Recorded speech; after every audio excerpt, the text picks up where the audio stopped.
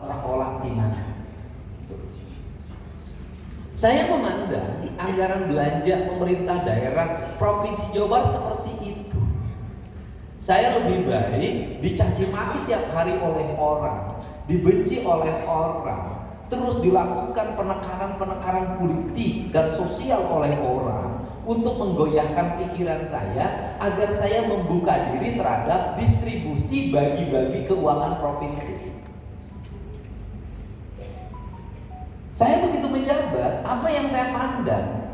Yang saya pandang adalah alokasi di APBD tertulis 1,2 triliun untuk belanja teknologi informasi sekolah di seluruh provinsi Jawa Barat. Yang pertama saya coret adalah itu. Kenapa itu saya coret? Karena menurut saya itu adalah ironi. Kenapa ironi? Rakyat Jawa Barat putus sekolah. Sekolah di Jawa Barat jelek-jelek. Ruang kelas tidak dibangun, sekolah baru tidak dibangun, tapi uang dihambur-hamburkan 1,2 triliun. Alasan peningkatan teknologi informasi yang ketika masuk sekolah jarang dipakai atau sekedar mode. Karena dalam pandangan saya, keberhasilan pembangunan bukan pada mewahnya smartphone, bukan pada teknologi informasi di sekolah, bukan. Karena pandangan saya, SD, SMP, dan SMA masih menggunakan metodologi tradisional yang itu bisa melahirkan orang-orang hebat. Di negara-negara maju, university, karena nanti ada tanggal 26 Nottingham University akan MOU dengan Pemprov Jabar dalam pengembangan pendidikan, termasuk ada rencana membuka salah satu program studi kebudayaan Sunda di Nottingham. Nah, di sana ngajar masih pakai kapur tulis, masih pakai papan tulis, kemudian mahasiswanya pakai buku di perpustakaan.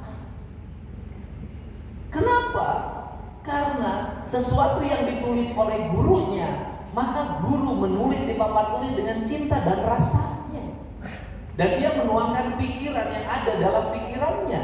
Kemudian murid memperhatikan telapak kapur yang dituliskan oleh guru yang menulis penuh dengan rasa dan cintanya. Murid yang menerima guru dengan seluruh konsekuensi keilmuannya, guru yang tidak menyembunyikan pengetahuannya, maka ruang kelas itu akan menjadi ruang energi antara positif dan negatif yang satu sama lain saling tarik menarik, saling mendukung, silih wangi, silih asa, silih asi, silih asuh, yang menjadi gelombang energi, dan itu akan menjadi kekuatan yang kuat bagi pembangunan Indonesia. Kita hari ini bisa melihat Piala Dunia. Di Piala Dunia, kesebelasan mana yang survive, yang mampu membangun kolaborasi dalam satu tim, meskipun tidak ada yang disebut bintang. Jepang bisa menang 4-0. Meskipun tidak ada bintang, Iran masih bertahan sampai hari ini. Orang yang bekerja dengan sistem, membangun dengan sistem, maka dia akan memenangkan sistem. Tapi dua negara yang menurut saya lolosnya bukan karena sistem, saya nggak usah sebutin negara mana, tetapi karena hak-hak, karena kemampuan ekonomi negaranya, lobbynya, tetap saja kalahnya juga telah. Nah, berangkat dari itu, apa yang ada dalam pikiran saya? Di kita ngomong agama terpisah dengan kebijakan negara. Tiap hari gubernurnya cerita tentang agama dan kesalehan. Para pejabatnya cerita tentang agama dan kesalehan. Setiap hari ngomong kesalehan. Kesalehan seorang gubernur itu bukan pada tartilnya baca Quran, walaupun itu harus. Tetapi biarkan itu adalah peserta MTQ internasional.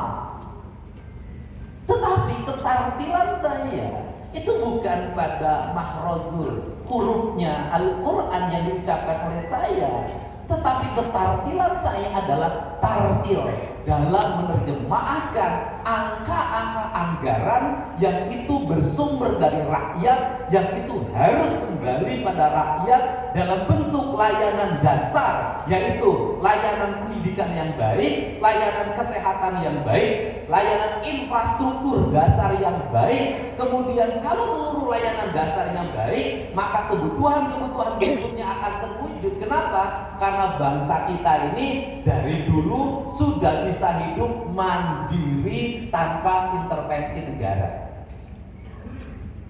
Untuk itu apa problem Jawa Barat? Tiap tahun ribut PPDB dulu.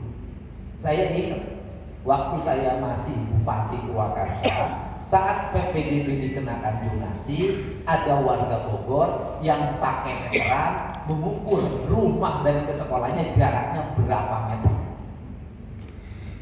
Atau memperbaiki sistem online,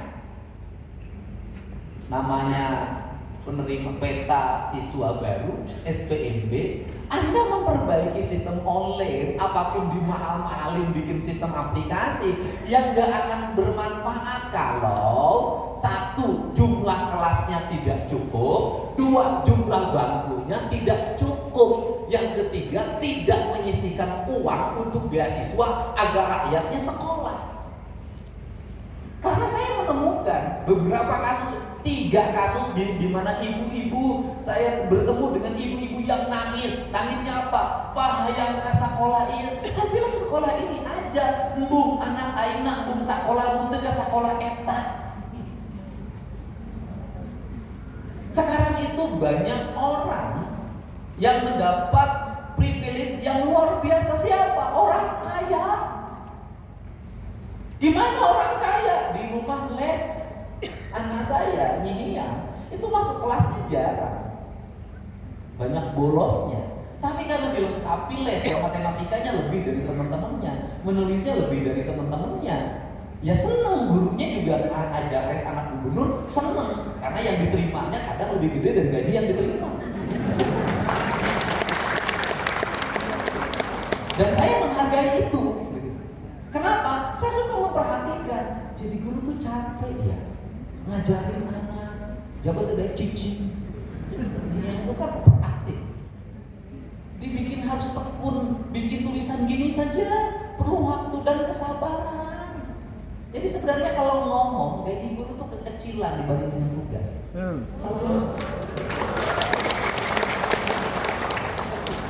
Ngajar hiji budak we geus lieur, kamu 40. Anda bayangin guru tahun 76. Guru saya namanya Bu Epon, sekelasnya 60. Dari 60 itu kopok 25. Penyakit dulu kan kopok. Nu ololeho 25. Sisanya budug. Bayangin masuk kelasnya itu jam 1 siang. Anak-anak masuk jam 1 siang. Bukan dulu anak dulu mah geus di kebon, geus ngangon domba, geus ngangon bebek, geus di sawah, hidung, lesteng. Strategi agar kulitnya lolos dari pemeriksaan garis kuku guru adalah make jalantah, urut pedal. Bayangin, jam 1 ruang kelas, kursinya zaman dulu berat, meja kursinya dari jati, 1 meja 4-an.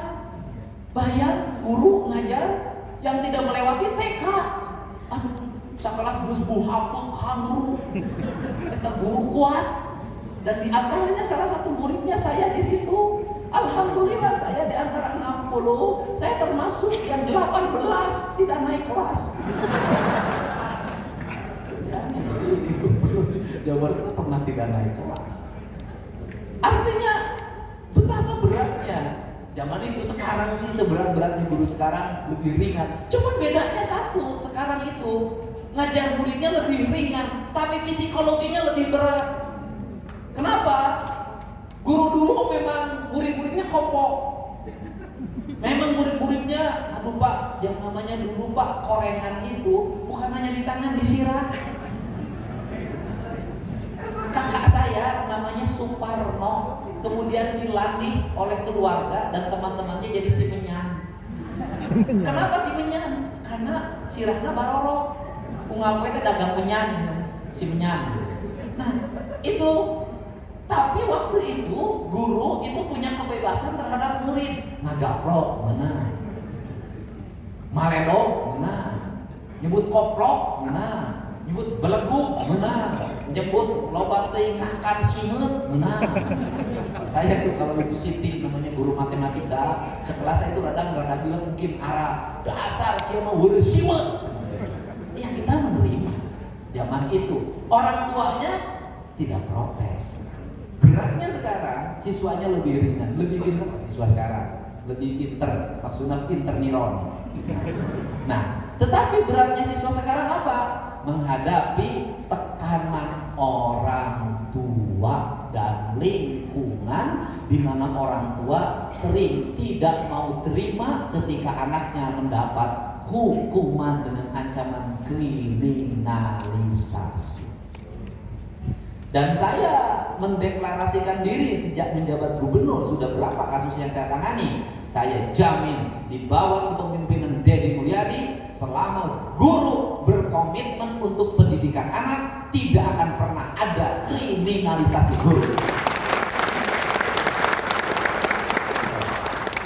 Nah, kita menghadapi tekanan psikologi. Psikologinya adalah orang tua hari ini dia tidak mau mendidik anaknya dengan sungguh-sungguh, tapi ketika dididik oleh gurunya dia tidak terima. Ini problem. Nah, kemudian yang berikutnya apa? Tingkat kemanjaan. Di mana letak kemanjaan hari ini? Anak-anak hari ini nggak kuat jalan lama. Anak-anak hari ini nggak kuat dikekang. Anak-anak hari ini tangannya tidak bergerak lagi menulis. Anak-anak hari ini tangannya tidak bergerak lagi menganyam. Anak-anak hari ini tangannya tidak bergerak lagi menyulam. Anak-anak hari ini matanya tidak fokus pada buku yang dibaca. Anak-anak hari ini sudah menjadi bagian tak terpisahkan dari kecanduan gadget. Apa? Tidak fokus. Apa? Mudah lelah. Apa? Mudah putus asa. Sehingga angka bunuh dirinya pasti naik. Sehingga apalagi angka tramadolnya pasti naik. Sehingga apalagi angka ciumnya naik. Sehingga apalagi angka topi miringnya naik. Sehingga apalagi angka membuli temennya pasti naik. Angka lagi angka menganiaya temennya pasti naik. Kenapa? Dia tidak terlatih untuk menghadapi tekanan sejak kecil. Kenapa? Dimudahkan oleh orang tuanya. Serba dimudahkan. Karena sudah mudahkan, maka dia tidak lagi kuat menahan depresi. Gak usah jauh nih anak saya. Anak saya itu nih yang suka main sama temennya. Saya memperhatikan, ternyata temennya memanjakan nih karena anak gubernur. Setelah itu, kalau tidak dimanjakan nanti dia tidak diajak piknik sama anak ayah gratis. Setelah itu tidak diajak untuk makan bareng. Kalau jajan nggak pernah, dia nggak diajarin jajan. Apa dampaknya? Setiap kucing-kucingan dia tidak pernah disentuh jadi kucing. Saya satu saat memperhatikan nih yang tidak jadi kucing. Kemudian malam itu saya memaksa nih yang jadi kucing. Apa yang terjadi? Malam itu ngamuk, dia sakit hati. 3 hari ketemu saya pasti marah. Kenapa? Ayah kejam sama Hiang. Hiang dibikin jadi kucing oleh ayah. Saya akhirnya menjelaskan, Hiang, kenapa ayah kokoh terhadap tekanan? Kenapa ayah kokoh terhadap bulian? Karena sejak kecil ayah biasa dibully oleh teman-teman ayah. Kenapa? Badan ayah kecil. Kalau balap lompat, ayah pasti paling belakangan. Ucing deh. Bon-bonan ayah ucing deh. Main pencung, ucing deh. Main panggal, ucing deh. Kecor, ucing deh. Kemudian apalagi backlas, eleh deh. Seluruh main bola eleh, poli tuh bisa nempak bola ge aing mah teu nepi. Setiap pulang sekolah, saya sepanjang jalan pasti diejek. Apa diejeknya? Si peok. Sepanjang jalan, karena badan saya kecil. Padahal harus rupa-rupa, nu dihakan. Tapi kakak marang anak-anak ku anjeut manusia.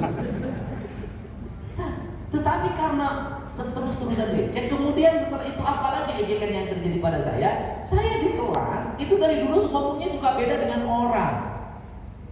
Saya sudah hafal itu berita, saya hobinya denger radio Indonesia dengan warta berita dibacakan oleh Sigit Kamsema. Sehari berita penting, Presiden Amerika Serikat Ronald Reagan mengatakan, saya suka ngomong itu di sekolah. Teman saya tarara ada yang dengerin radio. Tenang nih, akhirnya dia marah ke saya. Siapa ngomongnya beda tiba tuh. Kalau nulis di cita-cita jadi apa? Saya waktu itu idolanya Jenderal TNI M. Yusuf. Maka saya menulisnya cita-cita Menhan Kampaham Dedi Mulyadi mesti bahula. Cita-cita Bang Luhur kan pewe. Nah, ini saya selalu menjadi bahan bulian. Dan seminggu kemudian Nian sudah tidak nangis lagi ketika jadi uci. Dia sudah menerima nasibnya jadi uci. Tapi pertanyaannya adalah seberapa banyak orang tua yang memberikan ruang bagi anak-anaknya untuk mengalami kesulitan. Hari ini Hian tinggal satu lagi dipuji sama saya, pakai sepeda rodanya pengen 3 terus, yang roda 2 tidak mau karena dia tidak mau jatuh ketika latihan. Nah, sekarang lagi saya paksa untuk mau jatuh ketika latihan. Yang asuhnya ngomong, Pak menurut kita ya cedahan paduli teuing anak aing mah geulis kayak payung. Ini penting, Pak. Nah, sekarang hampir rata orang tua. Nah, kemudian ketika bertengkar di era 80-an, kalau ada yang bertengkar, maka yang dimarahin oleh ibunya adalah anaknya. Masing-masing orang tua ketika anaknya bertengkar memarahi anaknya masing-masing, maka tidak ada pertikaian antar orang tua. Hari ini ketika anaknya bertengkar, masing-masing membela anaknya dan mempersenjatai anaknya. Setelah itu apa lagi problem hari ini? Anak-anak terpisah dari ibunya. Yang disebut dengan terpisah adalah ada ibunya yang kerja di luar negeri, ada ibunya ada tapi tiada. Artinya dia tidak lagi berkata, dia tidak nyuruh, dia tidak melarang. Dua, ada tapi tiada. Kayak ya banyak ya yang kehidupannya ada tapi tiada. Akan bareng jadi salah kita, tapi masing-masingnya kalah HP.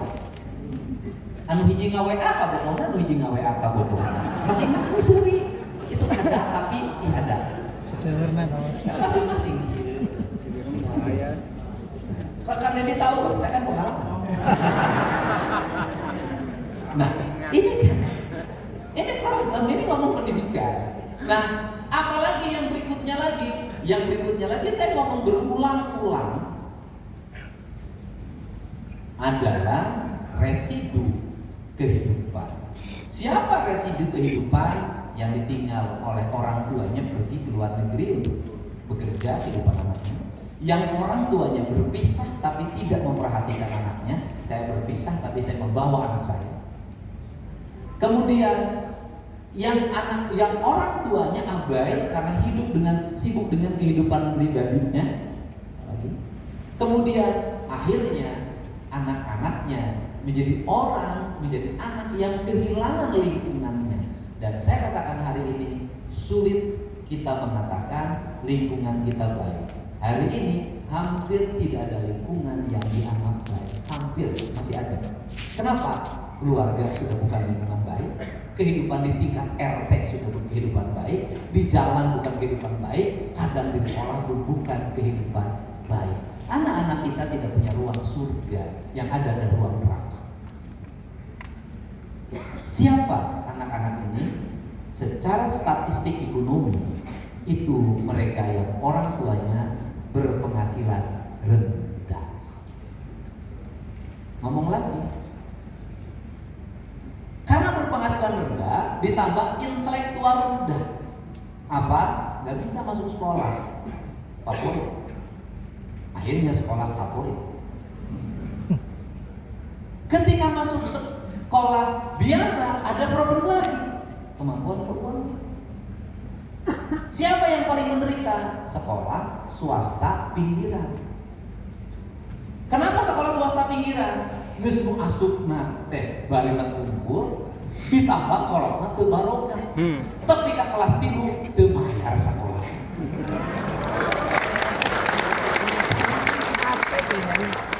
Saya paham ini.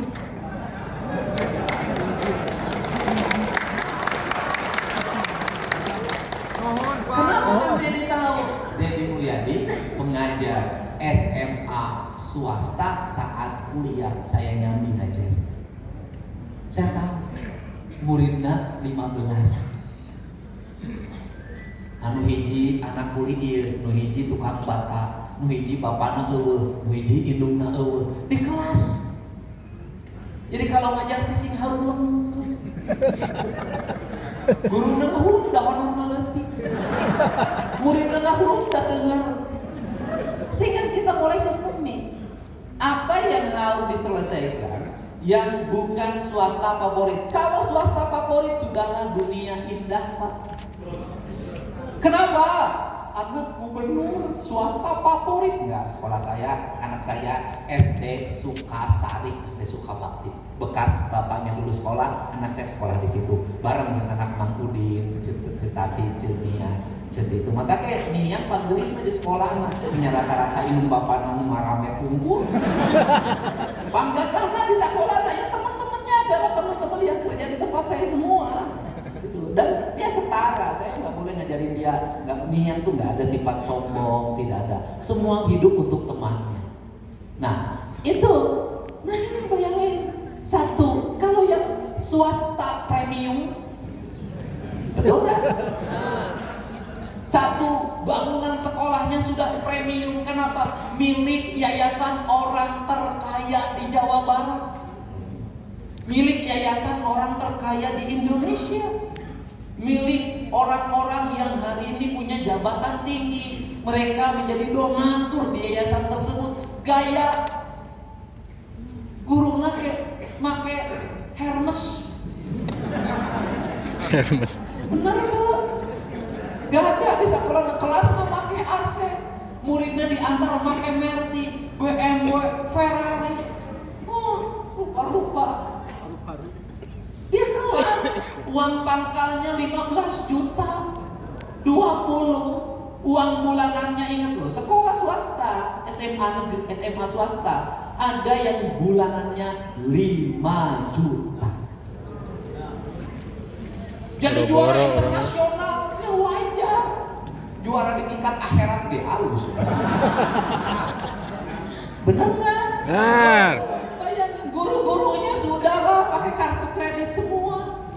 Ngajarna nggak pakai sudah teknologi, sudah hebat. Kemudian nggak ada lagi mikirin biaya, udah duit ngalir, sudah duit siswanya masuk tiap bulan tidak ada yang nunggak, tambah donatur dari yayasan. Bayangku, ngus gelis, benghar.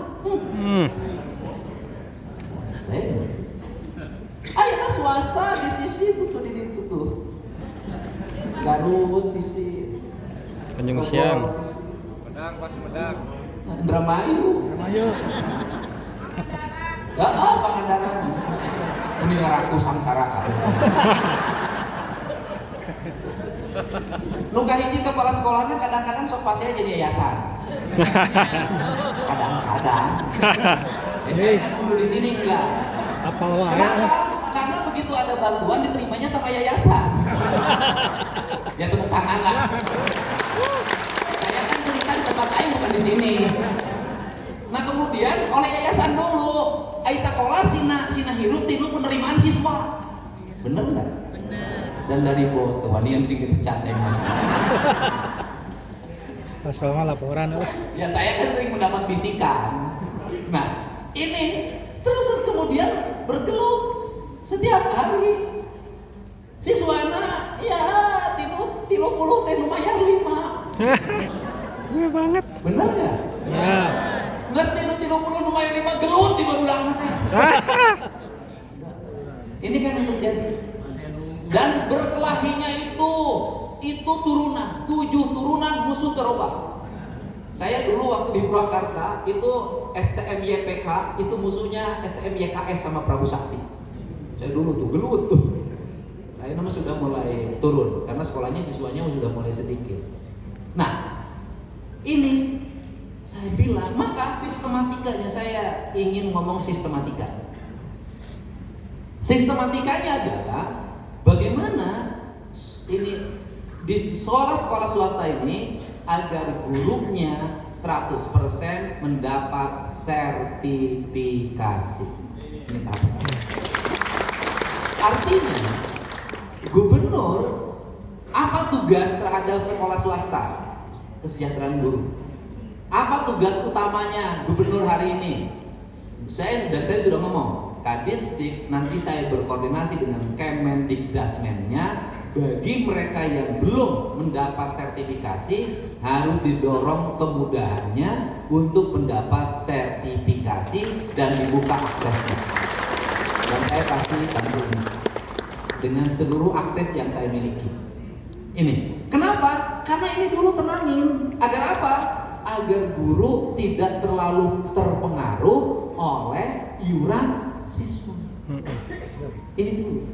Itu yang pertama. Yang kedua adalah membangun spirit kesetaraan. Bagi saya sekolah negeri swasta itu sama, tergantung orangnya. Banyak orang di sekolah Prapori juga biasa saja. Banyak orang yang lahir dari sekolah biasa-biasa yang lumayan. Gubernur Jawa Barat itu lulusan STH Purnawarman Purwakarta. Saya dulu menyebutnya sekolah tambah hente. Sabab mahasiswanya cuma 27, sekolahnya malam hari, sekolahnya numpang di Semeak Purnawarman kelasnya. Pagi-pagi sebelum saya sore kuliah, saya jualan donat, bala-bala, lemper, lepet, permen, buku. Jadi saya jualan di pagi, sore kuliah. Untuk itu bagi anak-anak yang seneng jualan bisa sekolah online, bisa sekolah jarak jauh, dulu sekolah terbuka. Nah, gak ada masalah. Kenapa? Belum tentu bahwa itu menjadi hambatan Anda untuk sukses. Banyak hari ini para bupati, wakil bupati, anggota DPRD yang dulu ijazahnya persamaan. Kenapa? Hidup besar bukan hanya oleh sekolah, hidup besar oleh pengalaman. Maka orang sukses perbanyaklah kesulitan. Kalau ingin menjadi orang sukses, perbanyaklah kesulitan dalam hidup. Ciptakanlah masalah dalam setiap waktu agar kita setiap hari berlatih menyelesaikan masalah. Siapa itu? Deddy Mulyadi. Kenapa? Selalu menciptakan masalah. Dan setiap hari menciptakan masalah. Jujur aja. Kenapa? Bagi orang lain, keur cicing jadi gubernur ngeunah-ngeunah, mending jalan-jalan kawanengan pipa majikaneun. Kan ieu mah ngabongkar Lembang, ngabongkar Ciater, ngabongkar Hibis, ngabongkar Bekasi, ngabongkar anyar deui ieu. Cadas. Nah, kan? Cicadas, Pasteur, Pasir Koja, Puncak. Sekarang Garut. Nah, naonan gubernur ngeunah boga operasional gede. WA-an we yang ketemu di sini. Saya enggak senang jadi gubernur santai. Saya ingin membuka masalah untuk menyelesaikan masalah. Saya beresin. Resiko dicarekan. Bapak sia, lain bapak ayu. Aduh tak anak ayam kusi, indung ayam kusia. Nyapek baik atau dia siap mah. Nah ini kan saya di sistem pendidikan dulu, mohon maaf ya, punten, saya tahu kok penerimaan siswa baru dulu banyak yang bayar di sekolah-sekolah tertentu. Nusa 10 juta, nusa 100 juta. Sekarang saya sudah tulis kemenang. Tanu ngambek teh di antara nu biasa nerima duit. Nah, kemudian setelah itu saya mikir lagi, kenapa? Seluruh anak-anak yang sudah terpetakan di pemetaan sistem pendidikan di Jawa Barat harus sekolah. Kan jadi pikiran tiwari. Kalau harus sekolah, yaitu tadi banyak orang yang akhirnya tidak mau sekolah. Maka saya akan memaksa untuk sekolah. Di mana sekolahnya? Ya di antaranya adalah di sekolah Bapak dan Ibu semua yang ini sekolahnya yang sudah MOU 1115 orang. Untuk apa sekolah? Padahal murah, memang murah subsidinya, tapi mendingkan yang murah tapi mayar daripada mahal ke melayar.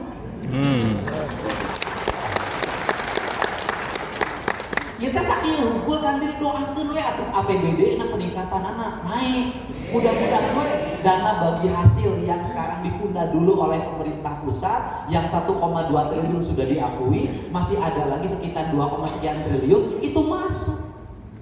Dan saya juga memikirkan saya tidak akan lagi ngomong negeri swasta, saya akan ngomong anak Jawa Barat sekolah. Saya hari ini sebagai gubernur yang merupakan pejabat negara menitipkan anak-anak saya di tempat ini.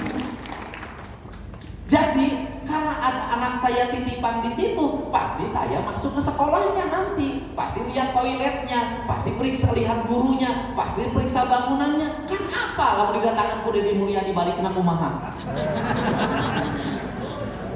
Kan masuk keluar wae 20, 50, 100 juta kan selalu keluar seminggu transfer, seminggu transfer. Saya nggak pernah nunggu APBD. Udah, kan minimal itu. Kenapa? Karena secara emosi saya merasa menitipkan, ini kurang lebih lah 75.000 sampai 80.000 yang terdata di saya, belum yang tidak terdata yang sudahlah masuk datang ke ibu, dititipkan di tempat ibu untuk dididik menjadi orang-orang yang cager, bager, bener, pinter, bersih. Atau kan itu doa we sugan aya guru menjadi pamajikan kuring. Kira-kira sejahtera yayasanana. Nah, ini kan yang jadi saya hari ini menitipkan sebagai orang tua dari seluruh warga Jawa Barat yang saya katakan hampir 75.000, nggak tahu 80, pokoknya di antara itu angkanya karena prosesnya masih berjalan. Saya meyakini mereka itu bukan orang-orang mampu. Mereka itu mungkin besok tidak sekolah.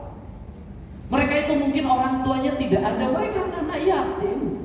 Mereka orang-orang miskin. Maka saya ingin menjadi gubernur ini. Gubernur yang menyelamatkan orang-orang miskin dan anak-anak yatim. Dengan apa? Kebijakan. Bukan tanggal 10 Muharram ngebagiin amplop, bukan. Gubernur nggak musim lagi itu. Walaupun saya sekali-kali berhenti supir angkot, saya suka berhenti turun dulu ikut naik angkot. Saya tujuannya hanya satu, supir angkot itu bisa jadi sehari itu nggak dapat penghasilan. Dan akhirnya kekaguman saya hari ini tertuju pada sopir angkot. Kenapa? Sopir angkot yang barusan saya taikin, yang hari ini dia tidak dapat uang dari penumpangnya, anaknya hampir lulus sekolah di universitas dengan biaya serabutan dia nyari sendiri. Dan kita paham tidak sedikit orang yang kaya dari pendidikan banyak. Dan bapak dan ibu semua yang sekolahnya favorit, saya juga mengucapkan terima kasih. Dari 8 kelas yang mahal, dari 7 kelas yang mahal, ada 2 kelas yang mungkin pakai standar provinsi. Hatur nuhun, itu adalah kebaikan dan itu cermin sekolah ibu adalah sekolah tempat pendidikan, bukan tempat perdagangan. Nah, karena itu saya nitip. Karena saya nitip, ingat, ketika yang nitip, yang menitipkan harus bertanggung jawab karena saya orang tuanya, yang dititipkan juga bertanggung jawab karena saya gurunya. Artinya Besok berbagai kekurangan di sekolah tersebut yang perlu disempurnakan, saya pasti membantu menyempurnakan. Kenapa? Bapak dan Ibu secara ikhlas menerima anak-anak kami dengan biaya APBD yang terbatas, dengan rasa, dengan cinta, dengan ikhlas. Saya pun sebagai gubernur akan penuh dengan rasa, dengan ikhlas, dengan cinta tanpa perhitungan dengan bagi mereka yang hidup dengan cinta. Ini yang menjadi harapan kita. Karena ini yang menjadi harapan kita. Kita ini hari ini berjuang untuk apa? Menyelesaikan problem akut dalam lingkungan kita, sehingga nanti ke depan tidak lagi anak yang bawa celurit. Nanti ke depan tidak lagi anak yang tawuran. Nanti ke depan tidak lagi anak yang mengkonsumsi tramadol. Saya ngangkut yang mungkin bekas mantan siswa, sudah bukan siswa lagi. Gila, ibunya, bapaknya meninggal, anaknya mungkin jatuh cinta, kemudian punya kebiasaan minum obat. Dan itu bukan hanya satu dari sekian ratus ribuan anak yang diselamatkan. Untuk itu saya menyampaikan permohonan maaf sebagai gubernur. Selama 1 tahun 4 bulan memimpin, belum bisa membangun sistem paradigma pendidikan yang sesuai dengan harapan.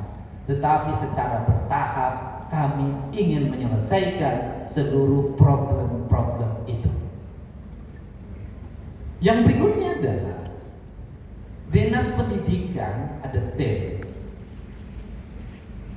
Nanti Pak Asisten setiap hari dikonsinyir di perempatan lampu merah-merah itu.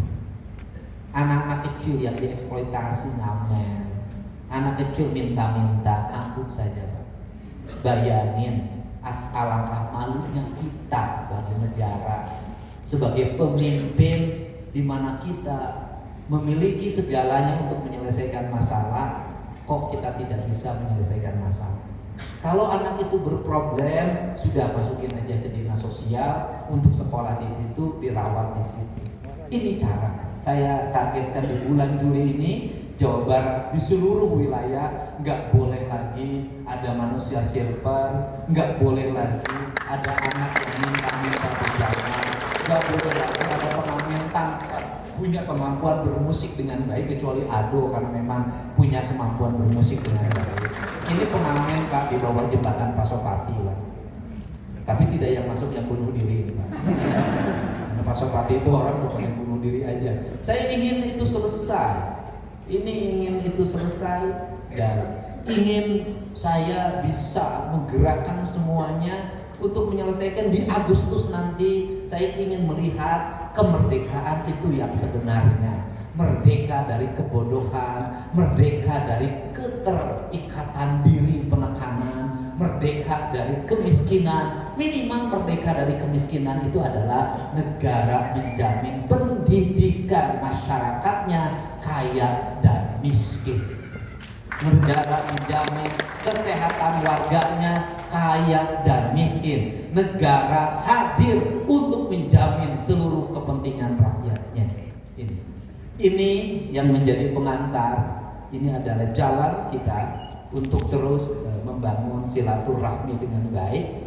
Para kepala UPTD nanti menjadikan mitra sekolah-sekolah ini sama kedudukannya dengan sekolah-sekolah negara, sekolah negeri, memiliki kesetaraan yang sama karena tugas semuanya sama, yaitu mencerdaskan anak didik kita menjadi insan Pancawaluya.